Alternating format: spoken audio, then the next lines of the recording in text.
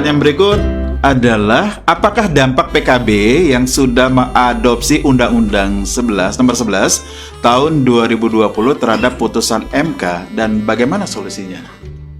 Wah, ini yang seru nih. Jadi ceritanya dalam pertanyaan ini teman kita bertanya, apabila PKB-nya sudah mengadopsi Undang-Undang 11 2020 terhadap putusan MK, kebetulan untuk Bapak Ibu yang belum tahu, putusan MK-nya kan yang terakhir bilang bahwa UU CK adalah inkonstitusional bersyarat. Nah, ya, inkonstitusional bersyarat. Ya. Jadi dikasih waktu sampai 2 tahun kepada pemerintah Republik Indonesia untuk memperbaiki.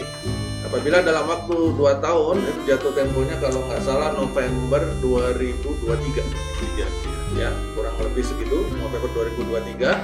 Jadi apabila sampai November 2023 UU CK ini belum dibenahi, belum diperbaiki, ya, yang diperbaiki apa? Yang diperbaiki itu setahu saya dalam putusan itu lebih fokus kepada proses pembuatan undang-undangnya. Jadi bukan materinya, ya, proses pembuatan undang-undangnya. Proses pembuatan undang-undang itu bagaimana?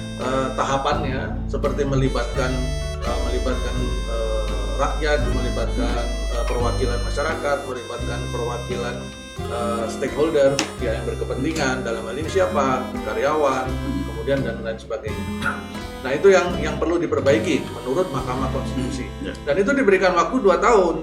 Jadi kita lihat apabila itu tercapai maka per Desember 2023 UU CK menjadi konstitusional dalam konteks pembuatan undang-undangnya.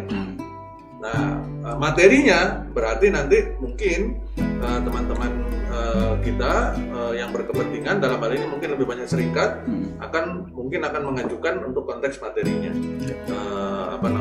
uji materinya. Ya, tetapi apabila sampai November 2023 terlewati, UU CK belum juga diperbaiki dalam proses pembuatan undang-undangnya tadi, maka UU CK demi hukum menjadi inkonstitusional seluruhnya. Artinya tidak bisa lagi dijadikan rujukan. Jadi rujukannya apa? Akan kembali kepada undang-undang sebelumnya, yaitu Undang-Undang 13 2003. Nah, ini sekarang potensi permasalahannya muncul yang ditanyakan oleh teman kita ini. Bagaimana kalau PKB di perusahaan sudah mengadopsi Undang-Undang 11 2020 atau UU CK? Terus nanti kalau putusan MK-nya dari inkonstitusional bersyarat menjadi konstitusional, nggak ada masalah dong. Tapi sebaliknya kalau dari inkonstitusional bersyarat menjadi inkonstitusional seluruhnya, bagaimana? Berarti kan kembali ke Undang-Undang 13.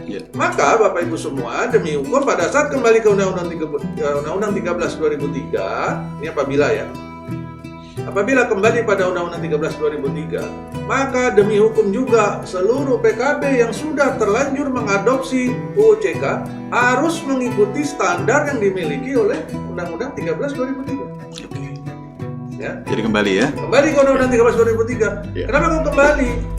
Karena Undang-Undang 13 2003 kalau kita buat semacam tingkatan grafik misalkan, Undang-Undang 13 2003 itu ada di level ini misalkan, ya ada di tingkatan ini. Kemudian UU CK keluar.